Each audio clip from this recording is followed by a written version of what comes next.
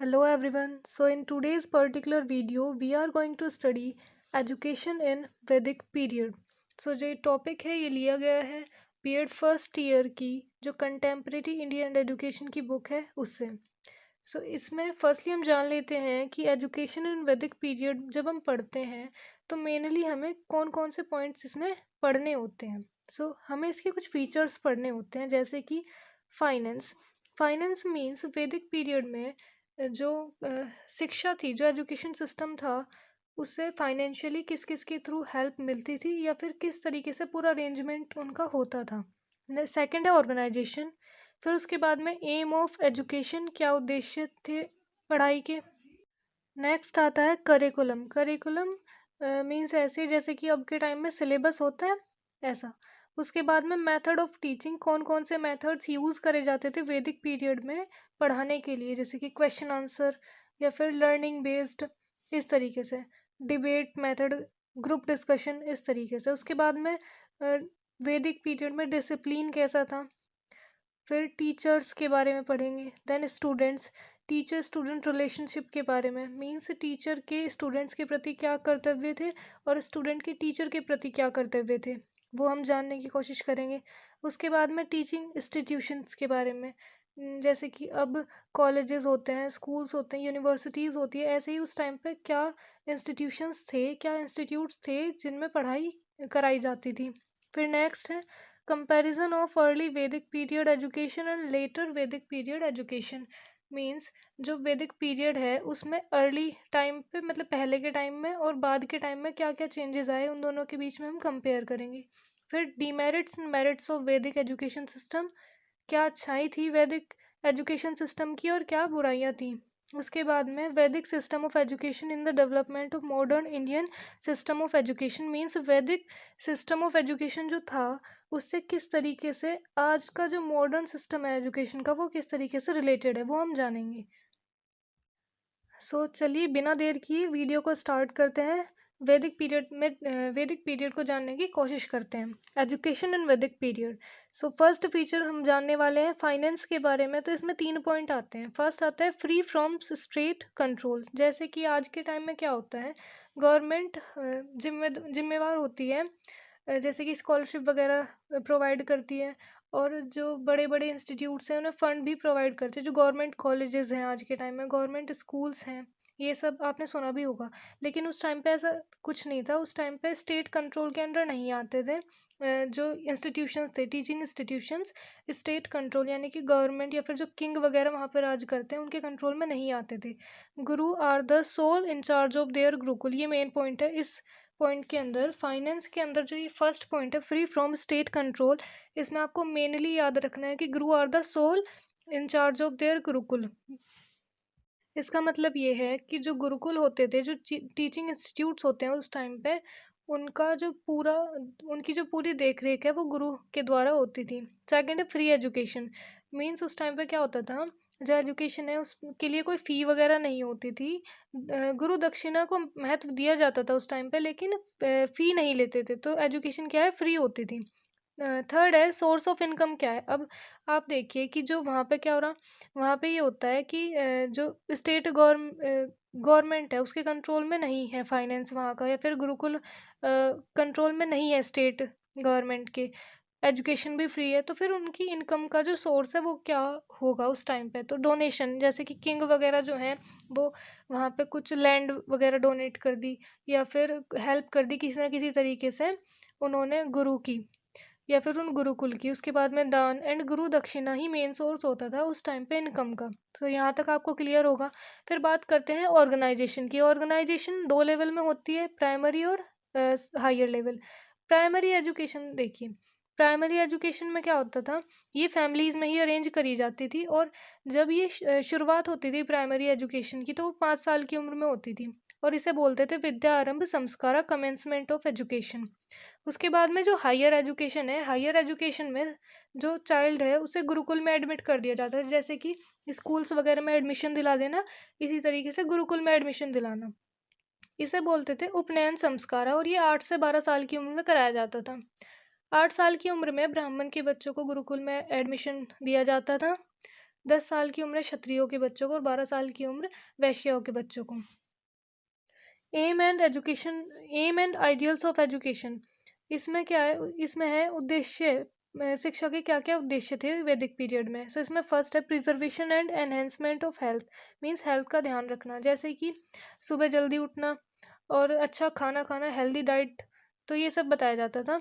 इसमें देखिए कुछ पॉइंट आपको याद रखने हैं, जैसे कि ब्रह्म मुहूर्त में उठना और न्यूट्रिशियस डाइट लेना। उसके बाद में development of knowledge, knowledge gain कराना, मेन मोटिव तो यही होता है, नॉलेज मिलती है। अब आप और हम क्यों पढ़ते हैं, हम इस सब इसीलिए पढ़ते हैं ताकि नॉलेज गेन कर सके। तो ऐसा ही उस टाइम पे भी मेन जो ऑब्जेक्टिव्स थे, मेन जो आइडियाज़ थे वो यही थे, ज़्यादा डिफरेंस नहीं है। सो डेवलपमेंट ऑफ नॉलेज में क्या है, नॉलेज को उस टाइम पे क्या बोला जाता था, third I of man, means ज्ञानम मनुजस तृतीयम नेत्रम, मतलब कि जो नॉलेज है उसे इंसान की तीसरी आंख बोला गया है। उसके बाद में थर्ड पॉइंट इसमें आता है national and social duties.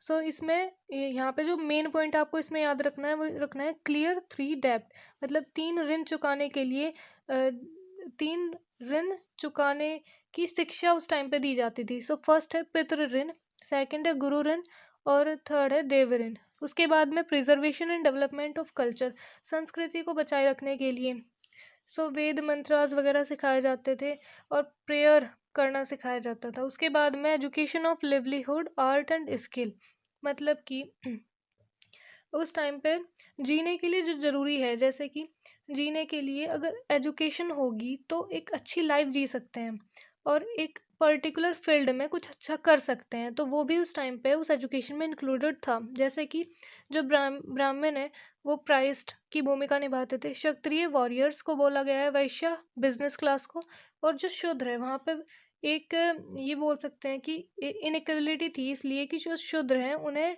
Education का जो अधिकार है वो नहीं था। जो ऑक्यूपेशन बेस्ड कास्ट सिस्टम है उसको बाद में रिप्लेस कर दिया गया था कास्ट बेस्ड ऑक्यूपेशन सिस्टम से। उसके बाद में moral and character development, self control सिखाया जाता था, एथिक्स सिखाए जाते थे, बच्चों में नैतिकता लेके आना। फिर है स्पिरिचुअल डेवलपमेंट, स्पिरिचुअल डेवलपमेंट में वही आ जाता है इवनिंग प्रेयर और जो वेद मंत्रास वगैरह है वो याद कराना। उसके बाद में purifying the inner and outer aspect of man. Third आता है करिकुलम ऑफ एजुकेशन। करिकुलम में दो तरीके की एजुकेशन होती है, प्राइमरी एजुकेशन और हायर एजुकेशन। दोनों के करिकुलम में क्या क्या पढ़ाया जाता था वो हम जान लेते हैं। तो प्राइमरी एजुकेशन में लैंग्वेज की नॉलेज दी जाती थी, simple calculation, social behaviour, religious activities, ये सब सिखाया जाता था। मेन जो लैंग्वेज थी उस टाइम पे पढ़ाने की वो थी संस्कृत लैंग्वेज, और ग्रामर सिखाई जाती थी। उसके बाद में हायर एजुकेशन में दो पार्ट्स में डिवाइड किया गया, जनरल और स्पेसिफिक। स्पेसिफिक में मीन्स किसी एक पर्टिकुलर फील्ड में स्पेशलिटी लेके आना। उसके बाद में दो फॉर्म्स भी आती है करिकुलम में, अपारा और पारा। अपारा जो है उसे मटीरियलिस्टिक नॉलेज या फिर मटीरियलिस्टिक करिकुलम बोला जाता है, और जो पारा है उसे स्पिरिचुअल करिकुलम बोला जाता है। जो पारा है उसमें आती है धार्मिक नॉलेज। स्पिरिचुअल करिकुलम मीन्स धार्मिक नॉलेज, यानी कि धर्म वगैरह से रिलेटेड जिसमें सिखाया जाता है। उसके बाद में मेथड ऑफ टीचिंग, जैसे कि अब आज के टाइम पे काफ़ी सारे मेथड्स हैं, स्मार्ट क्लासेस का यूज किया जाता है या फिर मॉडल्स वगैरह बनाए जाते हैं अच्छे से समझाने के लिए, ऐसा होता है ना। तो ऐसे ही उस टाइम पे क्या किया जाता था, किस तरीके से बच्चों को समझाया जाता था। तो उसमें जो फर्स्ट है वो है imitation, repetition and wrote method. तो इसमें क्या है, इमिटेशन बोलते हैं नकल करना या फिर अनुकरण करना। मीन्स जो पहले टीचर्स जो गुरु होते थे उस टाइम पे वो बोलते थे, उसके बाद में बच्चे उसे ही रिपीट करते थे, तो इसे बोलते थे अनुकरण करना, इमिटेशन या फिर रिपीटेशन। उसके बाद में दूसरा मेथड आता है एक्सप्लेनेशन एंड इलस्ट्रेशन मेथड, समझाना। तीसरा आता है statement demonstration and practice method. फिर फोर्थ आता है क्वेश्चन आंसर डिस्कशन डिबेट, ये मेथड। फिर आता है फिफ्थ श्रवण मनन एंड प्रैक्टिस, श्रवण मनन एंड निधिध्यासन। मीन्स जो श्रवण यानी कि सुनना, समझना, याद करना और उसकी प्रैक्टिस करना। फिर आता है लॉजिक मेथड। लॉजिक मेथड में resolve, purpose, example, application, deduction, ये सब चीज़ें सिखाई जाती थी। फिर आता है स्टोरी टेलिंग मेथड। कुछ अलग जो मेथड्स यूज़ होते थे स्टोरी टेलिंग मेथड में, स्टोरीज के थ्रू कुछ चीज़ें समझाना, जैसे कि कुछ मोरल स्टोरी सुना के मोरलिटी बच्चों में लेके आनी। तो इसमें दो तरीके की कहानियाँ आपने सुनी भी होंगी, पंचतंत्र की कहानियाँ जो कि विष्णु शर्मा जो एक गुरु थे उनके द्वारा स्टार्ट करी गई थी। और हितोपदेश, ये स्टोरी टेलिंग मेथड में आते हैं। उसके बाद में उस टाइम पे जो दो स्पेशल चीज़ें थी वो थी, एक तो मीडियम संस्कृत था और सेकंड मॉनिटोरियल सिस्टम, यानी कि जो मॉनिटर बनाना जो सिस्टम है ये वहीं से चला हुआ आ रहा है। फिर बात करते हैं डिसिप्लिन की। सो डिसिप्लिन में फिजिकल कंट्रोल, सेलिबेसी मीन्स ब्रह्मचर्य का पालन करना, नो फ्रेगनेंस मीन्स जो इत्र वगैरह है इनका यूज़ ना करना। फिर है ये है गैम्बलिंग, किलिंग का मतलब कि कुछ भी बुरा ना करना, ये सब डिसिप्लिन के अंदर ही आता था। मेंटल कंट्रोल मतलब गुस्से पे काबू रखना, लालच नहीं करना, इंटॉक्सिकेशन, इन सब चीज़ों से बचा रहना। उसके बाद में स्पिरिचुअल कंट्रोल, आइडेंटिफाई सोल मतलब आत्मा को पहचानना, परमात्मा को पहचानना, जानना, उनके बारे में पढ़ना, ये सब। उसके बाद में टीचर टीचर जो है उस टाइम पे उन्हें गुरु बोला जाता था।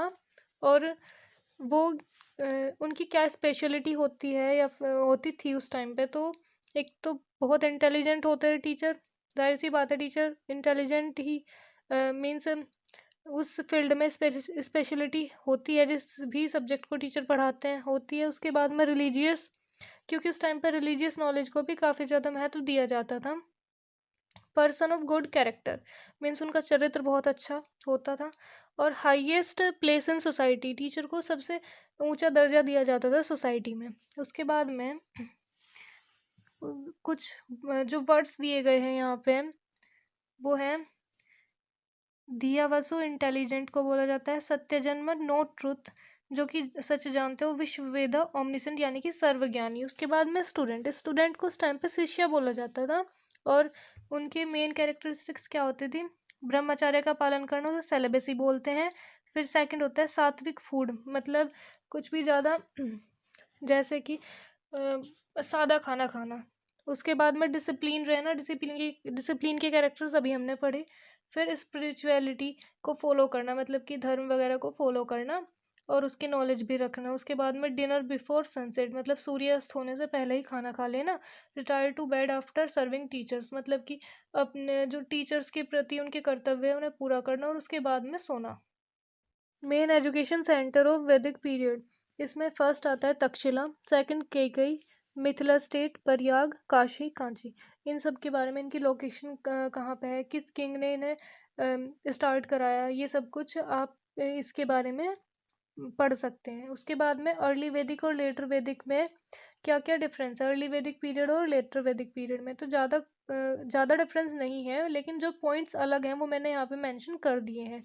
जैसे कि जो वुमेन एजुकेशन है, वुमेन एजुकेशन लेटर वैदिक यानी कि वैदिक पीरियड में लास्ट तक आने में क्या हुआ था, वुमेन एजुकेशन में कमी आई थी। उसके बाद में पनिशमेंट थोड़ा सा बढ़ा था, यानी कि पनिशमेंट को स्टार्टिंग में इतना महत्व नहीं दिया जाता था, लेकिन लास्ट तक आने में थोड़ा सा जो पनिशमेंट है वो दिया जाता था अगर कोई गलती करता था।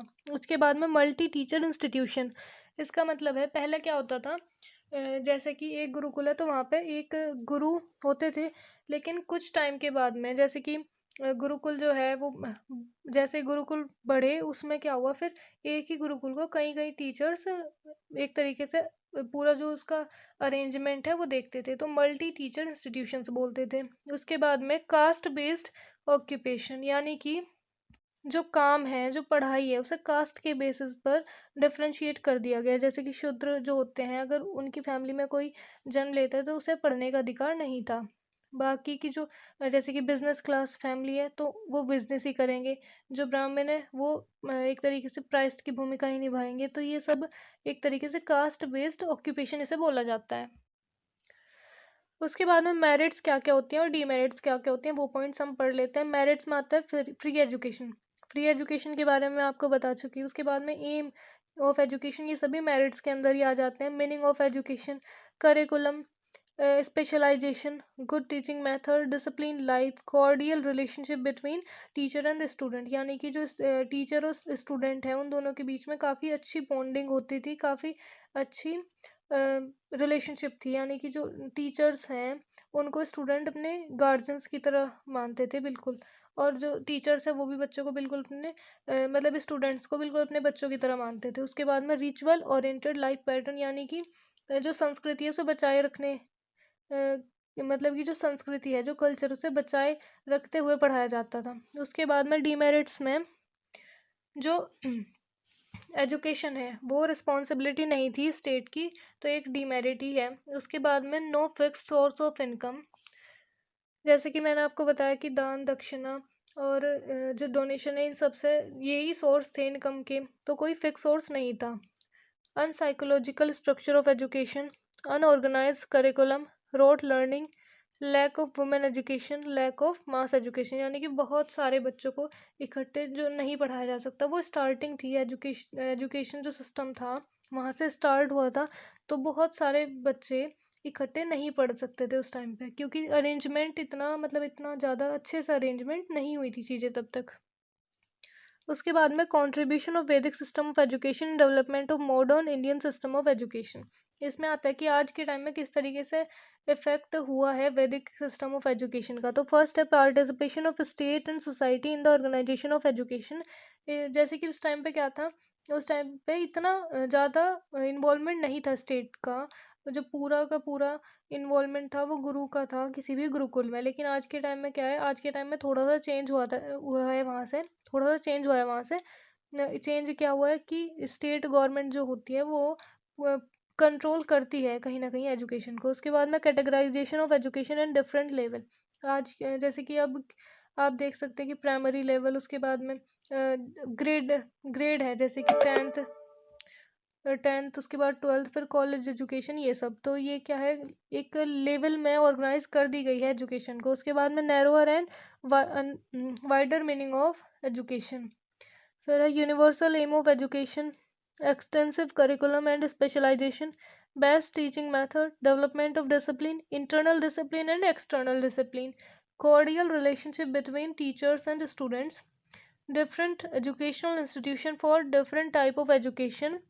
जैसे कि अगर किसी को किसी भी फील्ड में स्पेशलाइजेशन चाहिए तो उसी के अकॉर्डिंग एजुकेशनल इंस्टीट्यूट है आज के टाइम में। मास एजुकेशन, काफ़ी सारे बच्चे इकट्ठे पढ़ सकते हैं, जैसे कि यूनिवर्सिटीज़ होती हैं, कॉलेजेस होते हैं, काफ़ी सारे कॉलेजेस हैं, स्कूल्स होते हैं। तो आज के टाइम में ज़्यादातर मतलब कोई भी क्या है, कोई भी स्टूडेंट पढ़ाई से वंचित नहीं है। उसके बाद में educational equality to man and women, vocational education, कर्म शिक्षा, और इसे बोल जाता है कर्म शिक्षा। और उसके बाद में upon religious and moral education दी जाती है। तो ये सब वहीं से ली गई चीज़ें हैं।